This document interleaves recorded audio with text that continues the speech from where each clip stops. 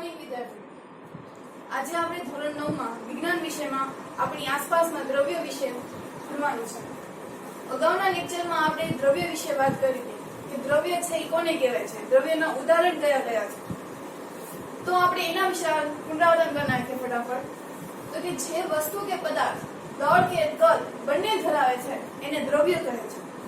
ઉદાહરણ તરીકે વાયુઓ, પદાર્થોમાં તારાઓ, પથ્થરો, વનસ્પતિઓ, વાયુઓ વગેરે. પ્રાચીન સમયમાં વૈજ્ઞાનિકોએ પદાર્થોને 5 તત્વોમાં વિભાજન કર્યું હતું કે આ પદાર્થો છે આ 5 તત્વોથી જ તે બનેલા છે.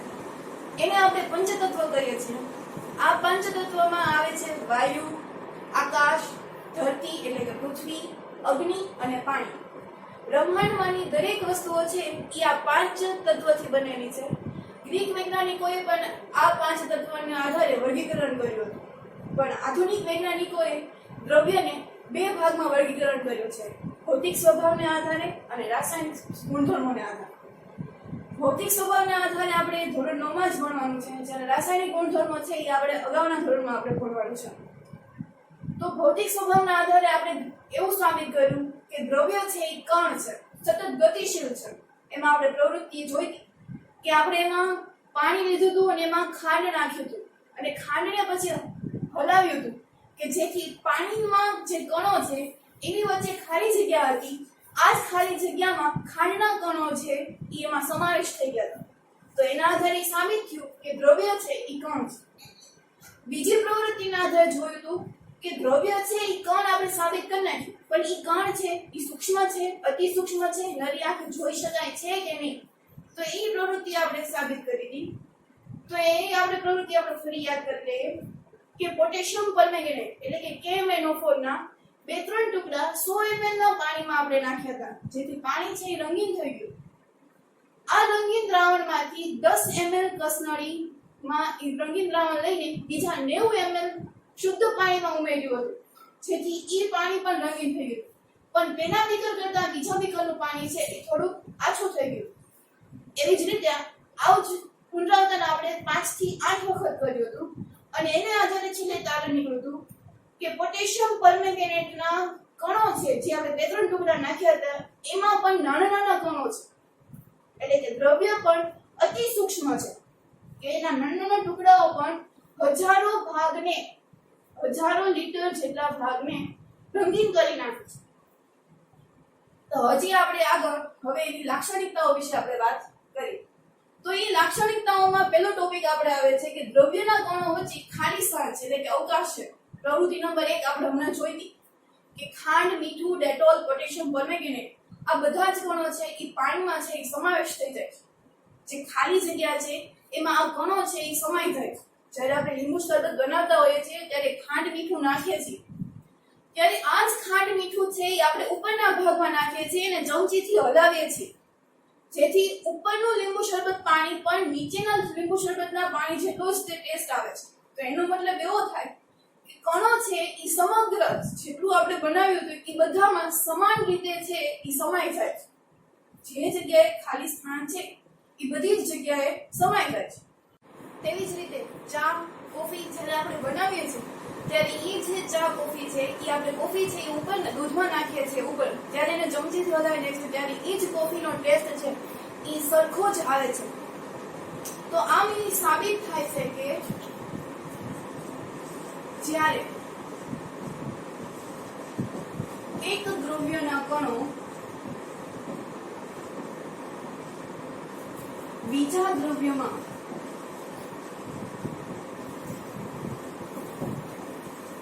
ઉમેરવામાં આવે છે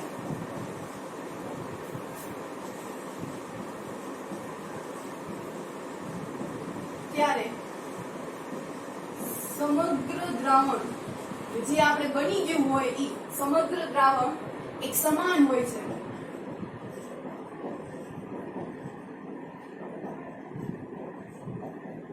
અને સરળતાથી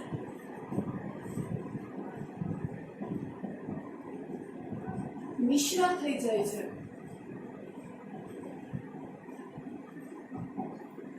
આથી એવું કહી શકાય કહી શકાય છે કે દ્રવ્યના કણો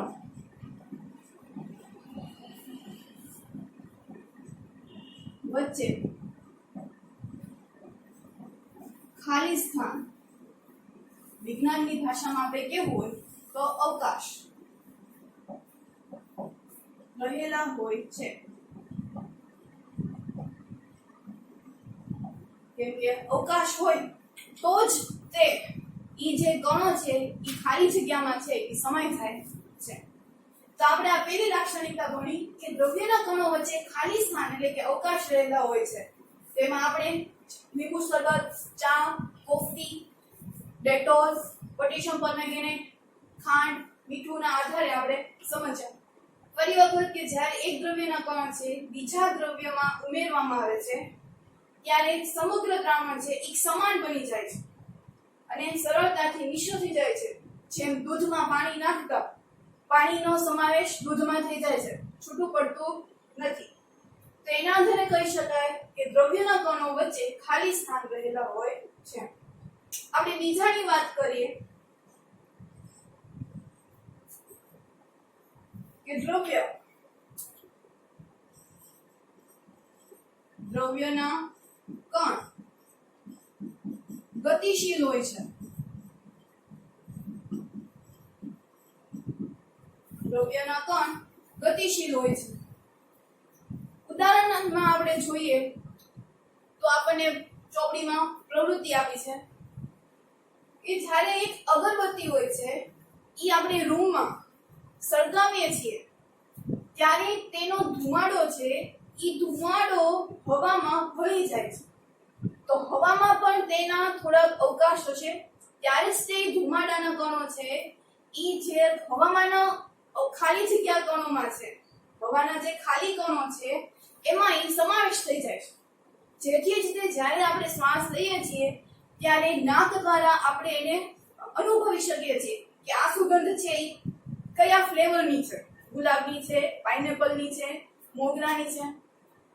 ક્યારે કે જ્યારે અગરબત્તી છે એ સળગતી હોય છે ત્યારે. તો એના આધારે એવું કહી શકાય કે દ્રવ્ય એટલે કે અગરબત્તીના જે ધુમાડો નીકળે છે સળગતા ત્યારે એ ધુમાડામાં પણ કણ છે. તો કણ ગતિશીલ છે. જ્યારે આપણે આખા રૂમમાં એનું પ્રસરણ થાય છે તો ત્યારે ધીરે ધીરે જ્યારે આપણા આખા રૂમના હવામાં જ્યારે ફેલાઈ જાય છે, પ્રસરણ થઈ જાય છે અને જ્યારે આપણે શ્વાસ લઈએ છીએ ત્યારે એ શ્વાસ આપણે અનુભવી શકીએ છીએ. તો તેના આધારે કહી શકાય કે દ્રવ્યના કણ છે એ ગતિશીલ છે. તેવી જ રીતે આ તો આપણે અગરબત્તી સળગતી હતી ત્યારની વાત કરી, પણ જ્યારે અગરબત્તી છે એ આપણે સળગાવી ન હોય અને એક ખૂણામાં એમનેમ રાખી હોય છતાં પણ આપણે એની સુગંધ લેવી હોય તો શું કરવું પડે? તો તેના માટે એ સુગંધ લેવા માટે આપણે તેની નજીક જવું પડે. કેમ? સળગતી હતી પહેલા તે અગરબત્તી પહેલા હતી તે પણ એ સળગેલી હતી, જ્યારે આ છે એ સળગેલી નથી. તો એના આધાર પણ એવું કહી શકાય કે જ્યારે કણ છે એ ગતિશીલ હોય તો જ તે આપણે સુગંધ છે એ મેળવી શકીએ છીએ. અગરબત્તી જ્યારે ઓલવાયેલી હોય છે ત્યારે આપણે એની સુગંધ લેવા માટે તેની નજીક જવું પડે છે, કારણ કે ત્યારે તેના કણો છે એ ગતિ કરતા નથી. સળગતી હોય ત્યારે જ તે એના કણો છે એ ગતિ ધરાવતા હોય. તો આપણે લખીએ નાખશું.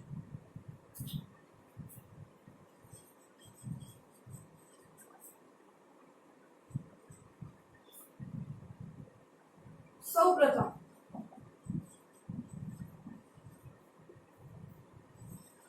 એક अगरबत्ती है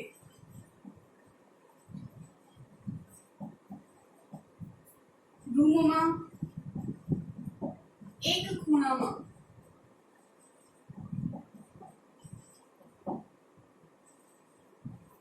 મૂકી દેતા, ત્યારબાદ આ અગરબત્તીની સુગંધ લેવા માટે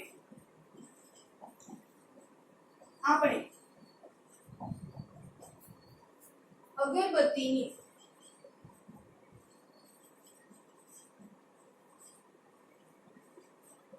નજીક જવું પડે છે, કારણ કે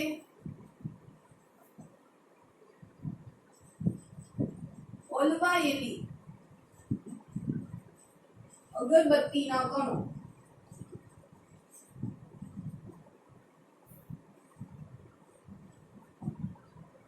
હવામાં સરળતાથી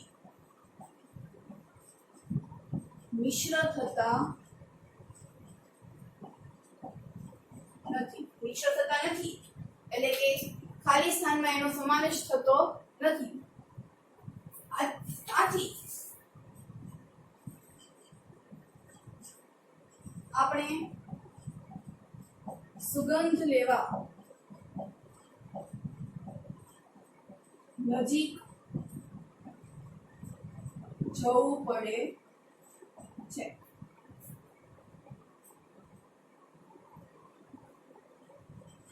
ત્યાર પછી અગરબત્તીને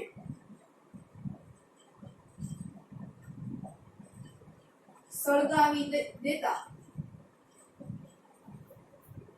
સમગ્ર રૂમમાં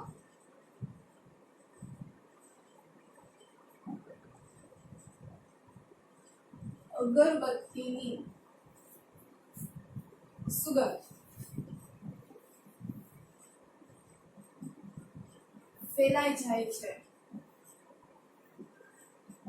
એટલે કે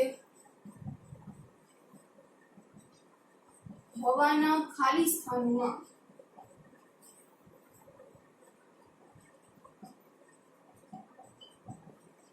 તેના કણોનો સમાવેશ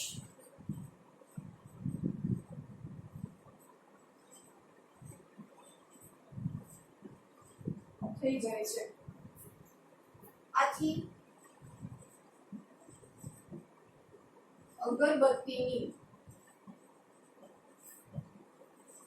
સુગંધ દૂરથી પણ અનુભવી શકીએ છીએ.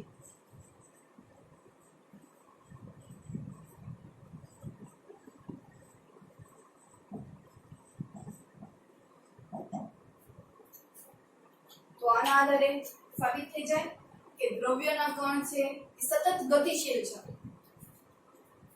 આમ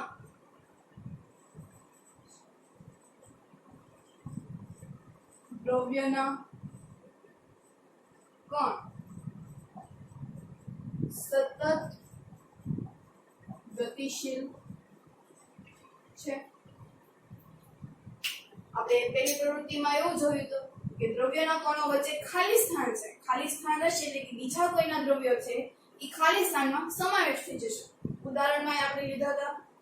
ત્યાર પછીની લાક્ષણિકતા હતી કે દ્રવ્યના કણ છે એ ગતિશીલ છે. પણ ગતિશીલ છે એટલે સતત હોય,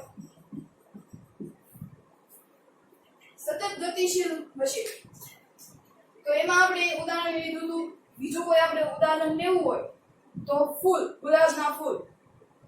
ગુલાબના ફૂલમાંથી જ્યારે સુગંધ આવે છે ત્યારે ઈ સુગંધ છે ઈ હવામાં ખાલી સ્થાનમાં ઈ ગુલાબના જે કણો છે જેમાંથી સુગંધ નીકળે છે ઈ સુગંધ છે ઈના કણો ઈ આ ખાલી સ્થાનોમાં સમાવેશ થઈ જાય છે. જેથી જ તે આપણે ગુલાબની સુગંધ છે એ આપણે દૂર રહીને પણ અનુભવી શકીએ. એવી જ રીતે મોગરો, બીજું કાંઈ પણ થતું હોય તો કોઈ પણ આપણા ઘરમાં રસોઈ થતી હોય તો એ રસોઈની સુગંધ પણ આપણે દૂરથી અનુભવી શકીએ છીએ કે આજે આ શાક બન્યું છે, આજે આ રીતે આ પદ્ધતિથી શાક બન્યું છે.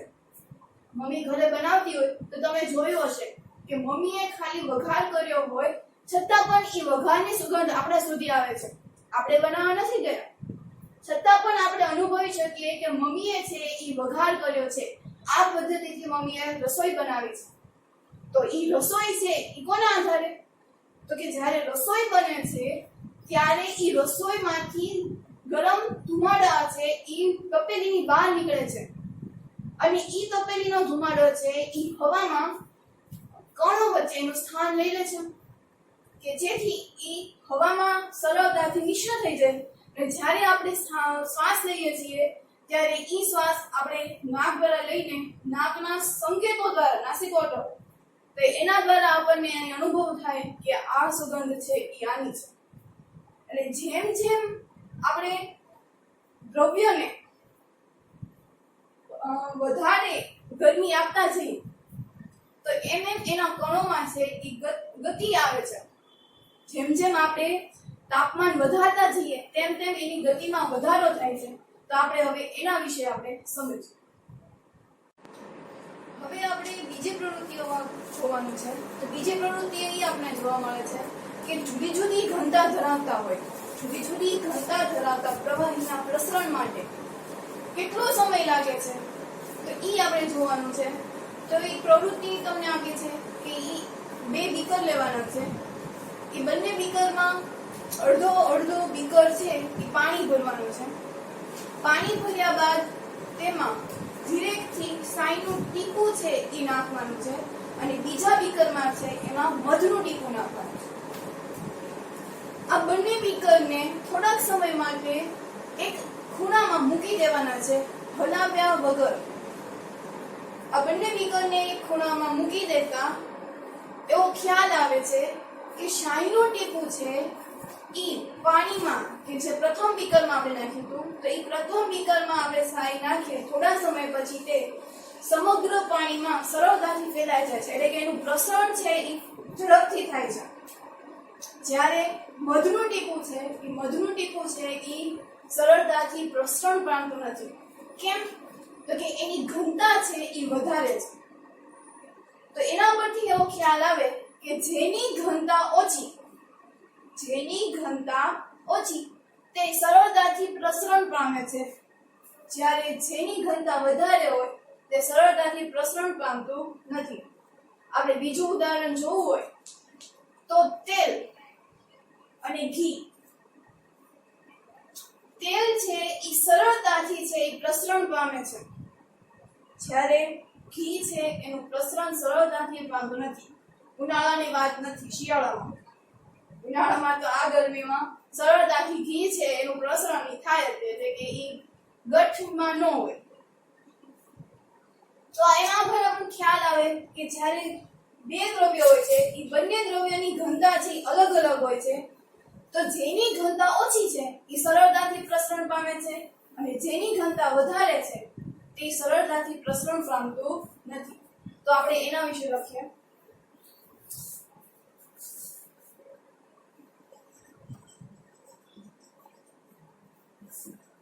સૌપ્રથમ 2 બીકરમાં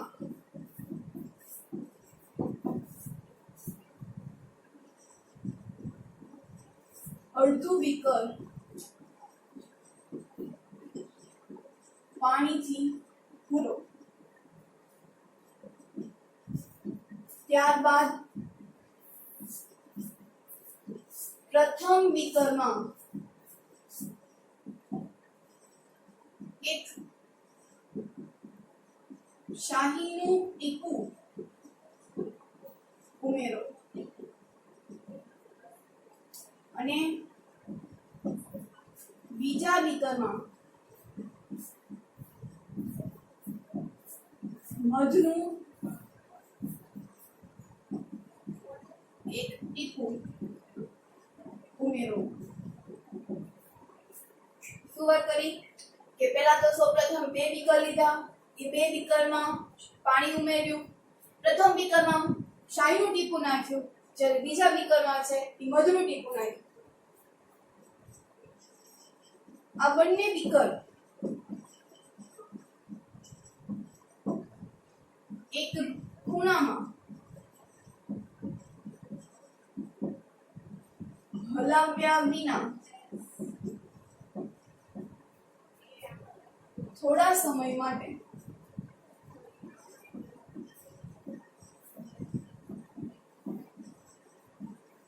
મૂકી દો. થોડા સમય પછી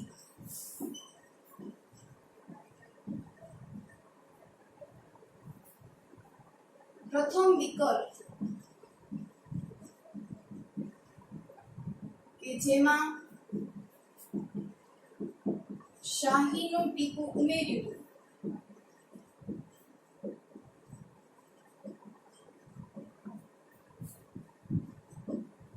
તેનું પ્રસરણ થશે.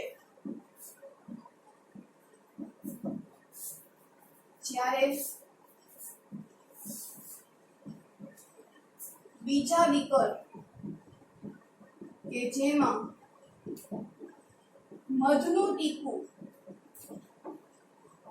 ઉમેર્યું હતું તેનું પ્રસરણ ધીમું થશે. તો કે કોની સાપેક્ષે ધીમું થશે? તો કે શાહીનું ટીપું કે જેમાં આપણે ઉમેર્યું હતું તેની સાપેક્ષે છે એ ધીમું થશે. તો આના ઉપરથી ખબર પડે તો આ પ્રવૃત્તિ પરથી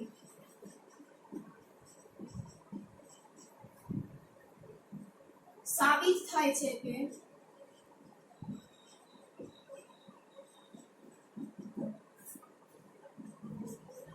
શાહીનું ટીપું કે જેની ઘનતા ઓછી છે આથી પાણીમાં સરળતાથી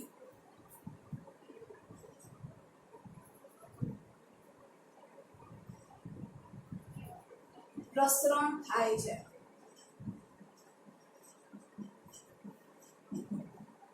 અને બીજા વિકલ્પમાં આપણે નાખ્યું હતું મધનું ટીપું.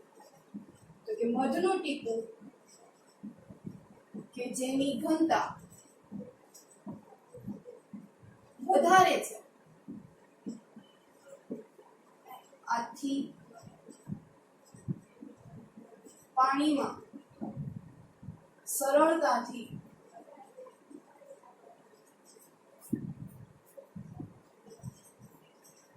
પ્રસરણ થશે નહીં.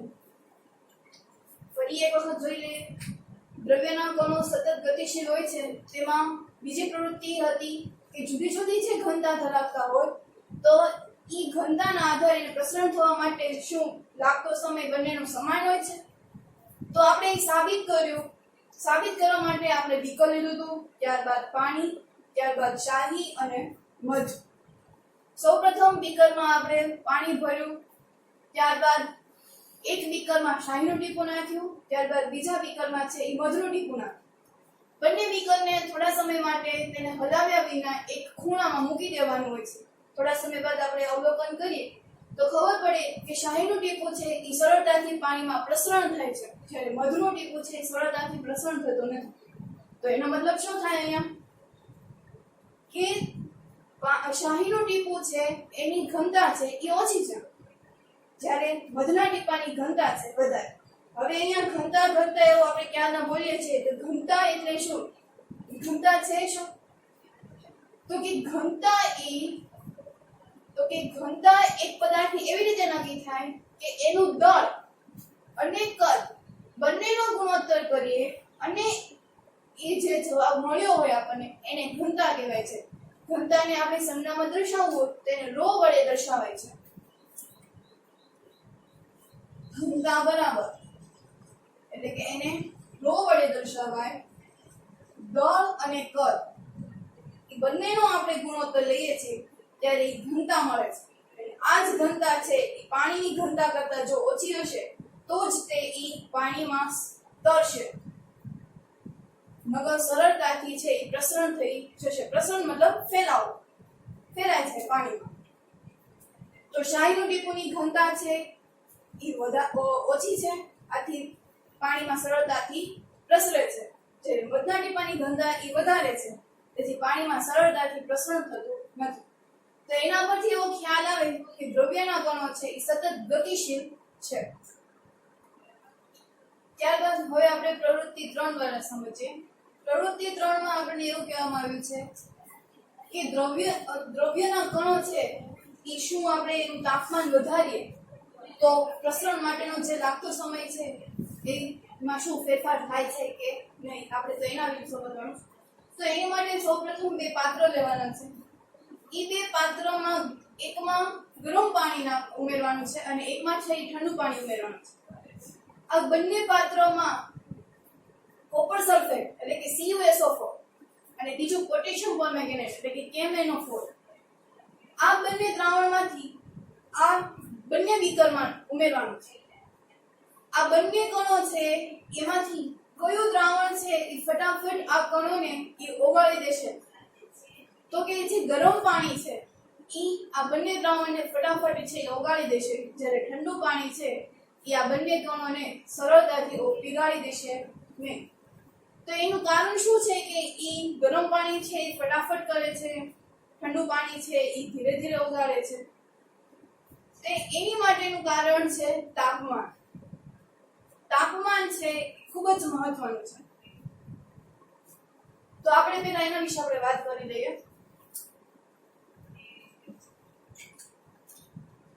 કે સૌપ્રથમ બે બીકર લેતા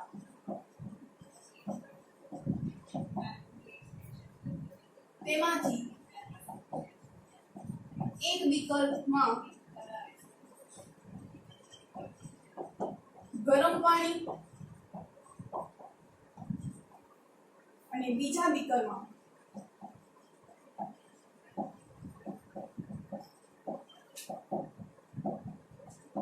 ઠંડુ પાણી ઉમેરવાનું છે.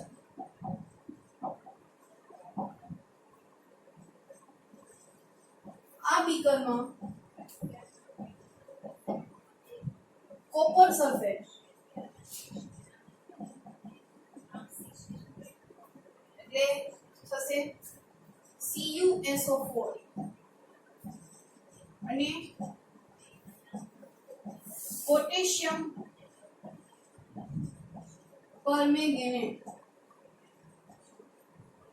એટલે થશે KMnO4. આ બંને દ્રાવણ છે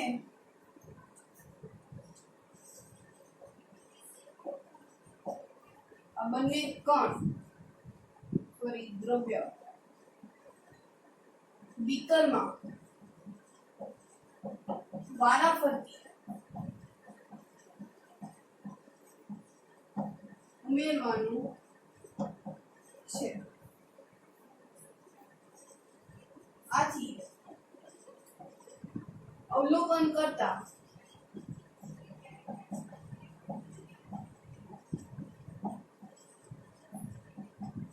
જણાય છે કે ગરમ પાણી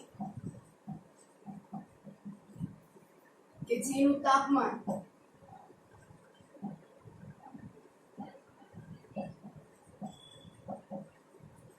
વધારે છે તે સરળતાથી આ દ્રવ્યને પીગાળશે, જ્યારે ઠંડુ પાણી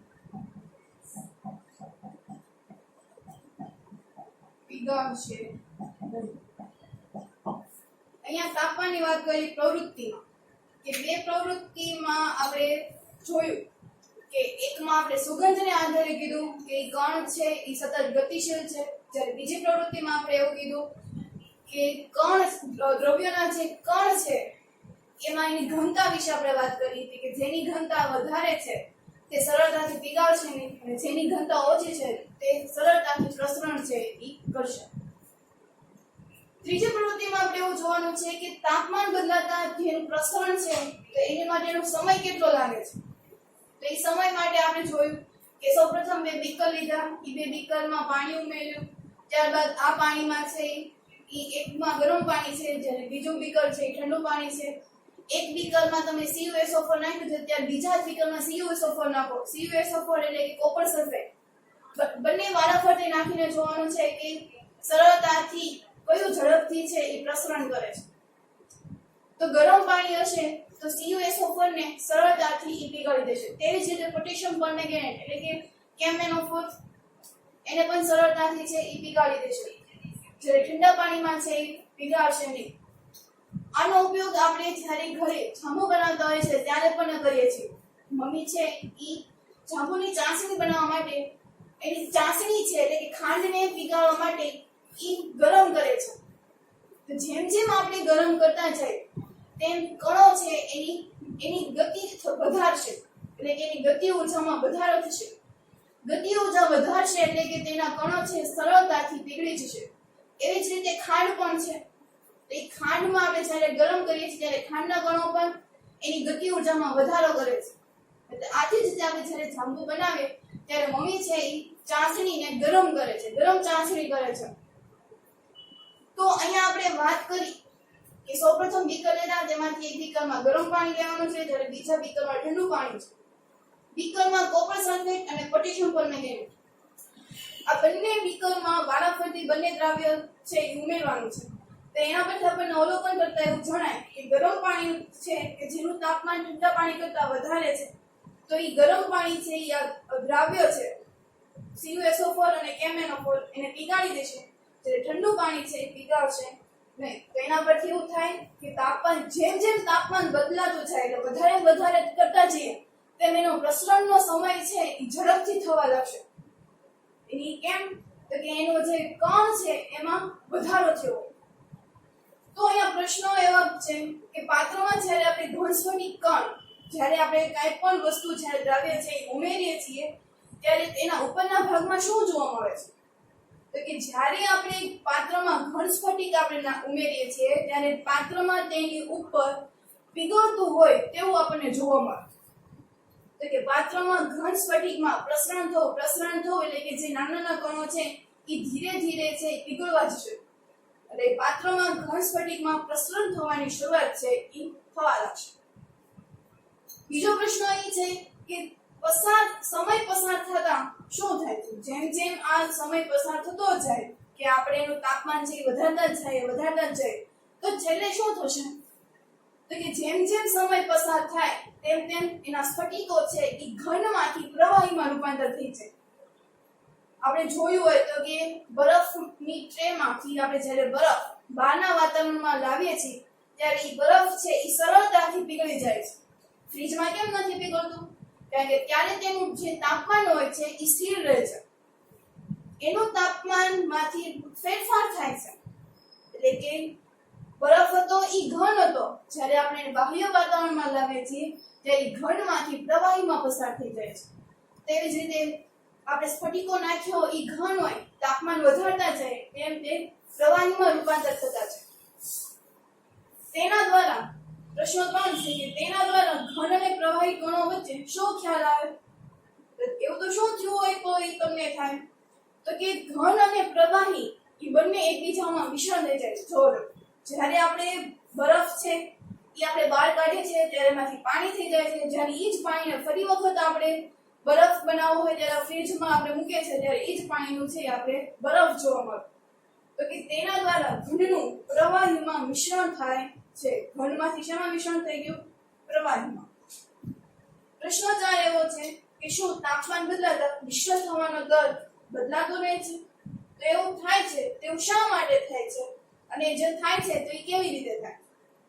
તો આપણે પહેલા પ્રશ્નનો જવાબ આપીએ કે તાપમાન બદલતા જઈએ તેમ તેની કણોની ગતિ ઊર્જામાં છે સતત વધારો થતો જાય. તાપમાન વધારતા જઈએ તેમ એની કણોની ગતિ ઊર્જા વધતી જ જાય. એટલે કે તાપમાન બદલાતા કણની ગતિ ઊર્જા વધે છે. તેથી મિશ્ર થવાનો દર પણ વધે છે. ચાસણી જ્યારે આપણે ગુલાબજાંબુ બનાવ્યો ત્યારે મમ્મીએ ખાંડ છે બહુ બધી નાખી હોય તો જ્યારે આપણે એને ગરમ કરીએ છીએ ત્યારે એ જે ખાંડની જે ચાસણી હોય ત્યારે આપણે જ્યારે ખાઈએ છીએ ત્યારે ખાંડ આપણે ખાતા નથી. આપણે ત્યારે એ ખાંડની ચાસણી થઈ ગઈ એટલે કે એ ખાંડના કણો છે સતત ને સતત આપણે તાપમાન આપતા જ ગયા હતા ત્યારે ખાંડના કણો છે એ સતત પ્રસરણ પામતા જ ગયા એટલે કે એની ચાસણીમાં પછી રૂપાંતર થઈ ગયું. એટલે કે તાપમાન બદલાતા કણની ગતિ ઊર્જામાં વધારો થાય છે અને તે મિશ્ર થવાનો દર છે એ પણ વધે છે. ચાસણી આપણે બનાવીએ ત્યારે પાણી અને ખાંડ બંને હોય છે. તાપમાન વધતા પાણી અને ખાંડ બંને છે એ મિશ્ર થઈ જાય છે. એની માટે આપણે એનું જોયું હતું કે દ્રવ્યના કણો છે એ કણો વચ્ચે પણ અવકાશ હોય છે અને એ અવકાશમાં આ કણો છે એના સમાવેશ થાય છે. તો એવું શા માટે થાય છે? તો કે જેમ જેમ તાપમાન વધારતા જઈએ તેમ તેમ કણોની ગતિમાં પણ વધારો થાય છે અને કણની ગતિમાં વધારો થતા તેઓ એકબીજામાં સરળતાથી મિશ્ર થઈ જાય છે. તો આના ઉપરથી આપણને ખ્યાલ આવે કે દ્રવ્યના કણોની લાક્ષણિકતામાં ત્રીજી પ્રવૃત્તિ એ હતી કે તાપમાન બદલાતા પ્રસરણમાં થવા માટેનો સમય પણ છે એ બદલાય છે. તાપમાન વધારતા જાય તેમ તેમ એનું પ્રસરણ છે એ વધતું જ તે જાય છે. આમ આપણે આ ત્રણ પ્રવૃત્તિઓ જોઈ હતી. એ ત્રણેય પ્રવૃત્તિના આધારે આપણને એવું જાણવા મળ્યું કે દ્રવ્યના કણો છે એ સતત ગતિશીલ હોય છે. દ્રવ્યના કણો હોય છે એ સતત ગતિશીલ હોય છે અને તાપમાન વધારીએ છીએ તેમ તેની ગતિમાં વધારો થાય છે. આથી જ કહી શકાય કે તાપમાન વધતા દ્રવ્ય કણોની ગતિ ઊર્જામાં વધારો થાય છે.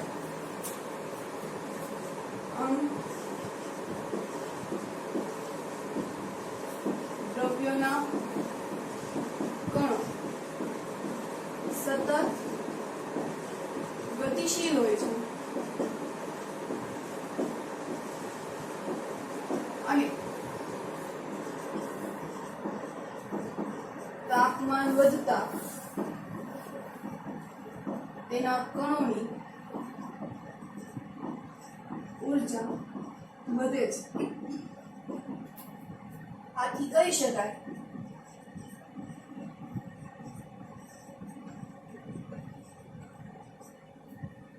કે તાપમાન વધતા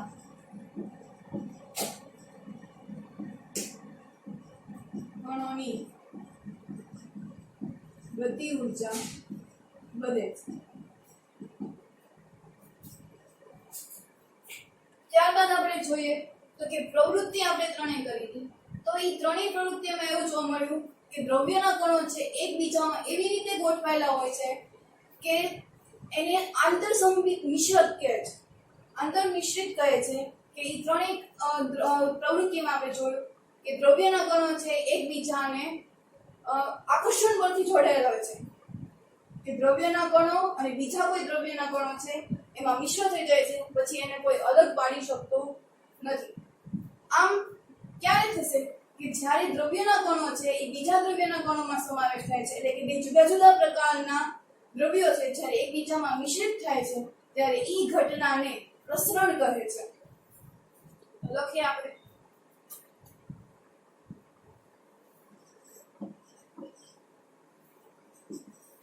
ઉપરોક્ત પ્રવૃત્તિઓ દ્વારા કે જે આપણે આગળ કરી નાખી સમજી ગયા. તો કે ઉપરોક્ત પ્રવૃત્તિઓ દ્વારા કણો એકબીજામાં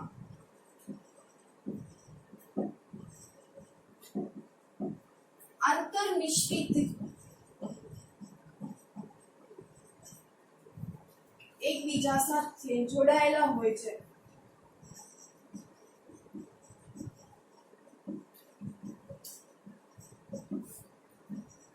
દ્રવ્યના કણો એકબીજા સાથે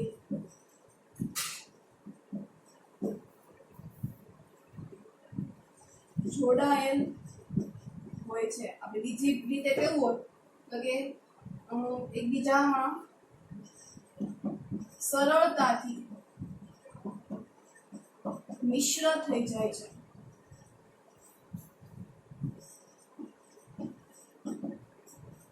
આમ બે જુદા જુદા દ્રવ્યને એકબીજામાં મિશ્ર કરતા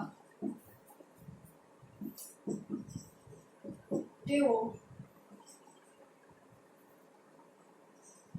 એકબીજા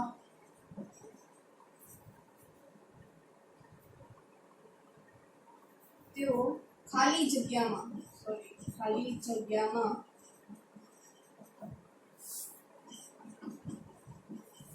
ગોઠવાઈ જાય છે. આ ઘટનાને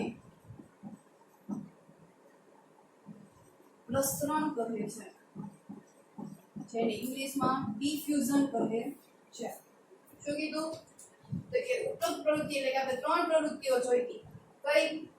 તો કે પહેલા તો સુગંધવાળી જોઈતી, પછી ઘનતાવાળી, પછી તાપમાનવાળી કે તાપમાન વધારતા તેની ગતિમાં વધારો થાય છે. તો આ ત્રણેય પ્રવૃત્તિ દ્વારા એવું થાય કે કણો છે એકબીજા સાથે આંતરમિશ્રણથી સંબંધથી જોડાયેલા હોય છે કે જેને આપણે અલગ કરી શકતા નથી. અને દ્રવ્યના કણો છે એ સરળતાથી મિશ્ર થઈ જાય છે. આમ જુદા જુદા દ્રવ્યો છે કે બે જુદા જુદા દ્રવ્યો છે એ બંને દ્રવ્યોને આપણે મિશ્ર કરી દઈએ છે ત્યારે ખાલી સ્થાનો પર દ્રવ્યના કણો છે એ પોતાની જગ્યામાં સમાવેશ કરી લે છે અને જે ઘટના બને છે તેને કહેવાય પ્રસરણ. તો આના આધારે સાબિત થાય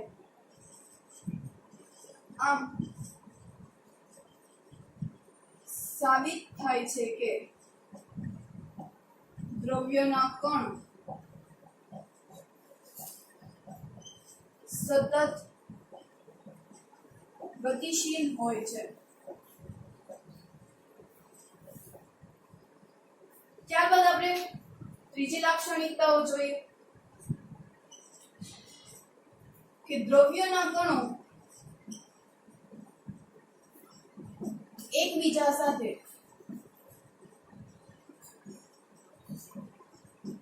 આકર્ષણ બળથી જોડાયેલા હોય છે.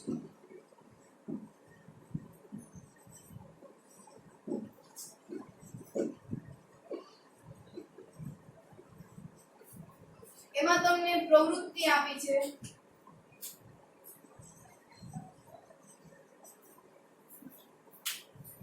કે ક્લાસમાં શિક્ષક છે એ 4 ટુકડી બનાવે છે.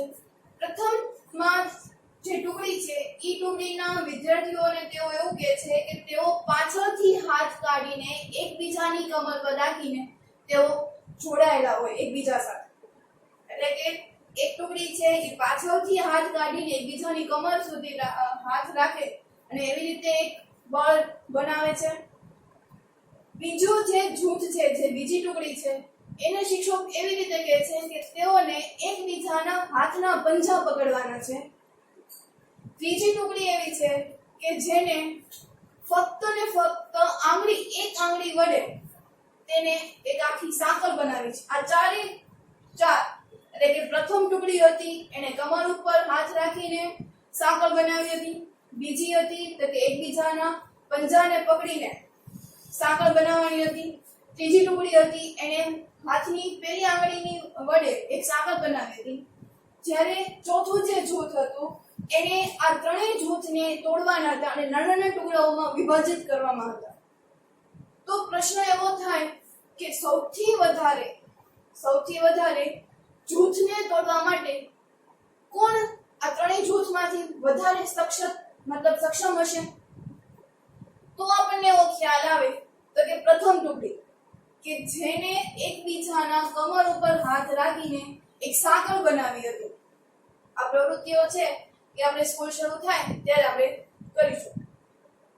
તો એમાં પ્રથમ પ્રવૃત્તિમાં આપણે જોયું તો કે સાંકળ બનાવવાની હતી. સાંકળમાં આપણે 4 જૂથ બનાવવાના હતા. પ્રથમ જૂથ હતું એ કમર ઉપર હાથ રાખીને કરવાનું હતું. જ્યારે બીજું જે જૂથ હતું એને એકબીજાના પંજા પકડીને સાંકળ કરવાની હતી. જ્યારે ત્રીજું જે જૂથ હતું એને એક આંગળી વડે સાંકળ બનાવવાની હતી. જ્યારે ચોથું ગ્રુપ હતું એ આ ત્રણેય ગ્રુપને તોડવાનો એટલે કે એકબીજાને છૂટા પાડવાનો પ્રયત્ન કરશે. તો આપણને ચોપડીમાં એક પ્રશ્ન આપ્યો છે કે કયા જૂથને સૌથી વધારે તોડવામાં આ બળ વધારે જરૂરી છે તોડવા માટે? તો એમાં તો પહેલું ગ્રુપ આવશે. બીજું જૂથ એ હતું કે કયા ગ્રુપને તોડવા માટે બળ આપણને ઓછું જોશે? તો એમાં કયું ગ્રુપ આવશે? ત્રીજું. કેમ? તો કે એમાં એક જ આંગળી બધાએ પકડી હતી. એક આંગળીને તોડવા માટે આપણે બળની જરૂર પડતી નથી. હવે આપણે આ જ વિદ્યાર્થીઓને આપણે થોડાક સમય માટે દ્રવ્યના કણો વિશે ધારી લઈએ કે દ્રવ્યના કણો આવી જ રીતે છે. તો એ દ્રવ્યના કણોના આધારે આપણે સમજવું હોય તો કયા કણને તોડવા માટે આપણે વધુ મહેનત પડશે? તો કે પ્રથમ કયા કણને તોડવા માટે આપણે ઓછા બળની જરૂર પડશે? તો કે ત્રીજા માટે. તો આના પરથી એવો ખ્યાલ આવે કે આ બધા જ કણો વચ્ચે જો આકર્ષણ બળ છે એ વધારે હોય તો તેને સરળતાથી તોડી શકતા નથી. એવી જ રીતે આપણી મિત્રતામાં પણ થાય કે બે બેસ્ટ ફ્રેન્ડ હોય અને ત્રીજું એક વ્યક્તિ છે એ બંને મિત્રોને છૂટું પાડવાની કોશિશ કરતા હોય, પણ જો એ બંને વચ્ચે બોન્ડિંગ સારું હશે, એકબીજાને સમજતા હશે, તો આ બોન્ડિંગને છે એને તોડી શકશે નહીં. પણ જ્યારે બંને વચ્ચે બંધુ નહીં હોય અને ત્રીજી વ્યક્તિ છે એ એકબીજાને અલગ અલગ રીતે એને ખોટા પાડવાની પ્રયત્ન કરતા હોય તો આ બંને વચ્ચેનું જે બોન્ડિંગ છે એ તૂટી જશે. તો આમાં પહેલી પ્રવૃત્તિનું ખબર પડી ગઈ બધાને કે એમાં આકર્ષણ બળ છે એ ખૂબ જ મહત્વનું છે. બીજી પ્રવૃત્તિ આવે છે, આપણે અહીંયા પ્રવૃત્તિનું વર્ણન નથી લખતા,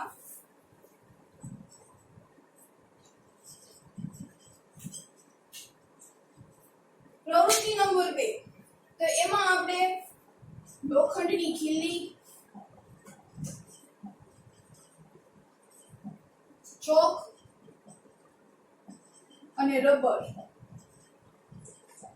આ ત્રણનો આપણે ઉપયોગ કરીએ અને આપણે જોઈએ કે આ ત્રણેય વસ્તુઓમાંથી સરળતાથી કયું છે એ તૂટી જશે. તો આમાં તો આપણને એમને જ તે દેખાય છે કે ચોક જ્યારે આપણા હાથમાંથી પડી જાય છે ત્યારે જ તે તૂટી જાય છે. લોખંડની ખીલીને જ્યારે આપણે હથોડી વડે ટીપીએ છીએ ત્યારે પણ તેના કણો છે એ છૂટા પડતા નથી. તો ત્યારે આ લોખંડની ખીલીના બધા જ કણો છે એ કંઈક બળથી જોડાયેલા હોય તો એ કયું બળ હશે? તો કે આકર્ષણ બળ. જ્યારે રબર છે તો રબરને આપણે વધુ પ્રમાણમાં ખેંચીએ ત્યારે એ છૂટા પડી જાય. તો આ ત્રણમાંથી એવું કયું છે કે જેને સરળતાથી પણ આપણે છૂટું પાડી શકીએ? તો કે ચોક. ચોકના કણો છે એ સરળ એકબીજા સાથે આકર્ષણ બળથી જોડાયેલા હોતા નથી. લોખંડની ખીલી જ હોય છે કે જેમાં સરળતાથી આપણે એટલે કે પ્રયત્નો કરવા છતાં પણ આપણે એને નાના નાના કણોમાં વિભાજિત કરી શકાતા નથી. ત્રીજી પ્રવૃત્તિ આપણે જોઈએ તો એમાં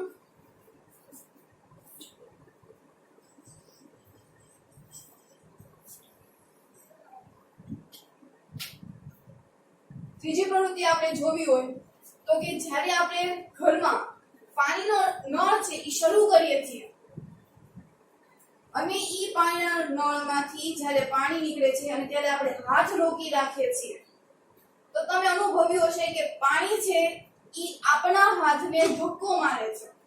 આપણે સાંભળ્યું હશે કે પાણીને કોઈ રોકી શકતા નથી. પૂર આવ્યું હોય ત્યારે આપણે કોઈ એને રોકવા જતું નથી.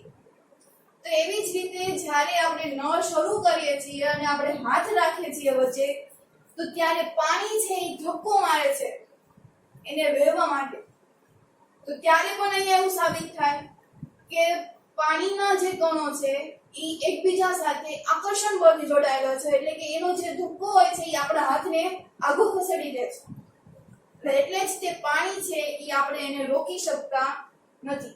તો અહીંયા એના આધારે પણ એવું સાબિત થાય કે દ્રવ્યના કણો છે એ એકબીજા સાથે આકર્ષણ બળથી જોડાયેલા છે. આપણે બીજી પ્રવૃત્તિમાં જોયું તો કે ચોક. તો શું ચોકના કણો છે એમાં આકર્ષણ બળ નહીં હોય? તો એમાં આકર્ષણ બળ હશે, પણ કેવું હશે? નિર્બળ આકર્ષણ બળ. એટલે કે એનું આકર્ષણ બળ છે એ ઓછું હશે. નિર્બળ જેનું બળ કેવું હશે? ઓછું. તો ત્યારે જ તે એનો દ્રવ્યના કણોમાં વિભાજન થાય છે, જે લોખંડની ખીલીમાં આપણે કરી શકતા નથી. તો હવે આપણે આટલું ભણ્યા કે દ્રવ્ય કોને કહેવાય, દ્રવ્યમાં કોણ કોણ આવે છે, પછી ત્યારબાદ આપણે તાપમાનની વાત કરી, ત્યારબાદ આપણે પ્રસરણની વાત કરી, પછી એકબીજામાં સમાવેશ થઈ જાય છે. તો થોડાક એના પ્રશ્નો છે કે જે આપણે હવે આગળ કરવાના છે. હવે થોડા પ્રશ્નોનો આપણે એનું નિવારણ કરી નાખીએ. કે પ્રશ્ન એ કેવો હતો કે નીચેના પૈકી કયા દ્રવ્યો છે ને કયા દ્રવ્યો નથી? તો એમાં છે ખુરશી, હવા, પ્રેમ, સુગંધ, ધિક્કાર, બદામ, વિચાર, ઠંડી, પીણું, અત્તરની સુગંધ. તો એમાં આવશે પહેલું દ્રવ્યો વિશે પૂછ્યું છે તો ખુરશી છે એ દ્રવ્યમાં આવે. ખુરશી છે એ પ્લાસ્ટિકની હોય, લાકડાની પણ હોય. તો લાકડું અને પ્લાસ્ટિક એક પ્રકારનું દ્રવ્ય થયું. હવા તો કે ઈ પણ એક પ્રકારનું દ્રવ્ય છે. આપણે વાત કરી હતી દ્રવ્યમાં. પ્રેમ આવે નહીં. સુગંધ, તો સુગંધ છે ઈ દ્રવ્ય નથી. જે દ્રવ્ય એટલે મેં તમને કીધું હતું કે જેમાં દળ અને કદ બંને હોય એને જ તે દ્રવ્ય કહેવાય. તો સુગંધ છે એ દ્રવ્ય કહેવાય નહીં. ધિક્કાર, ધિક્કાર એટલે કે કોઈને છોડી દેવું, તો ધિક્કાર પણ આવશે નહીં. બદામ, તો બદામને દળ પણ હોય અને કદ પણ હોય. વિચાર, તો વિચારને દળ હોય નહીં, કદ પણ ન હોય. ઠંડી, તો એમાં પણ નહીં. પીનું, તો દળ અને કદ બંને હશે. દળ એટલે વજન અને કદ એટલે જેમાં સમાયેલું હોય, જેને જેટલી જગ્યા રોકી હોય તે, એટલે કે ઈ આવશે દ્રવ્યમાં. અત્તરની સુગંધ, તો જે આપણે અત્તર વાપરીએ છીએ તો ઈ અત્તર છે ઈ બોટલમાં હશે. તો ઈ બોટલમાં હોય તો જ્યારે આપણે લગાડીએ છીએ ત્યારે તેમાંથી ઈ અત્તર પણ ધીરે ધીરે ઘટતું જાય, એટલે કે તેનું કદમાં ઘટાડો થતો જાય છે. સ્પ્રે હોય છે ત્યારે આપણે આખો ભરેલો હોય છે સ્પ્રેની બોટલમાં, જેમ જેમ આપણે સ્પ્રેનો યુઝ કરતા જઈએ તેમ તેમાં ઘટાડો થતો જાય, એટલે ઈ પણ આવશે દ્રવ્યોમાં. બીજો પ્રશ્ન એવો છે કે જ્યારે આપણે ગરમ ખોરાકની સોડમ એટલે કે એની વાસ, સુગંધ થોડા મીટર દૂર સુધી પણ આપણે અનુભવી શકીએ છીએ. જ્યારે ઠંડો ખોરાક હોય ત્યારે આપણે તેને અનુભવી શકતા નથી. તો આપણે તાપમાન વિશે વાત કરી ત્યારે તો આપણે સમજાવ્યું હતું કે ગરમ આપણે કરીએ છીએ કોઈ પણ ખોરાકને ત્યારે તેમાં એના જે કણો છે, દ્રવ્યોના કણો છે, તેમાં એનો વધારો થાય છે. કણોની ગતિ ઉર્જામાં વધારો થાય છે. જ્યારે ઠંડો ખોરાક હોય ત્યારે તેની ગતિ ઉર્જામાં વધારો થતો નથી. આથી આપણે ગરમ ખોરાકની સુગંધ લેવી હોય તો આપણે દૂરથી જ અનુભવી શકીએ છીએ. જ્યારે ઠંડા ખોરાકની સુગંધ આપણે લેવી હોય તો આપણે નજીક જવું પડે. ત્રીજો પ્રશ્ન એવો છે કે તરવૈયો સ્વિમિંગ પુલમાં પાણીના પ્રવાહને કાપીને આગળ વધી શકે છે. તો અહીં દ્રવ્યનો કયો ગુણધર્મ જોવા મળે છે? તો આપણે વાત કરી કે દ્રવ્યના કણો છે ઈ એક દ્રવ્યના કણો વચ્ચે પણ ખાલી જગ્યા હોય છે, એટલે કે અવકાશ હોય છે. એટલે જ્યારે કોઈ બીજો દ્રવ્ય આવે છે ત્યારે તેમાં એ સમાવેશ થઈ જાય છે. તો અહીંયા ઈ પ્રકારનો ગુણધર્મ આવશે કે કણો વચ્ચે એમાં અવકાશ રહેલા હોય છે અને બીજા કણો છે એમાં સરળતાથી મિશ્ર થઈ જાય છે. ચોથો પ્રશ્ન છે કે દ્રવ્યના કણોમાં કયા પ્રકારની લાક્ષણિકતાઓ છે? આપણે ટોટલ લાક્ષણિકતાઓ 4 ભણી. પહેલી લાક્ષણિકતા ભણી કે દ્રવ્યના કણો છે અતિ સૂક્ષ્મ હોય છે, તે દળ અને કદ બંને ધરાવે છે. બીજી લાક્ષણિકતા આપણે એ ભણી કે તાપમાન વધતા દ્રવ્યના કણોની ગતિ ઉર્જામાં વધારો થાય છે. જેમ જેમ આપણે તાપમાન વધારતા જઈએ તેમ તેમ તેની ગતિ ઉર્જામાં વધારો થાય છે. આમ દ્રવ્યના કણો છે એ સતત ગતિશીલ હોય છે. અને ચોથો ટોપિક એવો આવ્યો કે દ્રવ્યના કણો છે એ એકબીજા સાથે આકર્ષણ બળ જોડાયેલા હોય છે, જેને આપણે સરળતાથી તોડી શકતા નથી. જેની માટે આપણે ઉદાહરણ લીધું હતું લોખંડની ખીલી. બરોબર? તો આજે આપણે અહીંયા સુધી રાખીએ.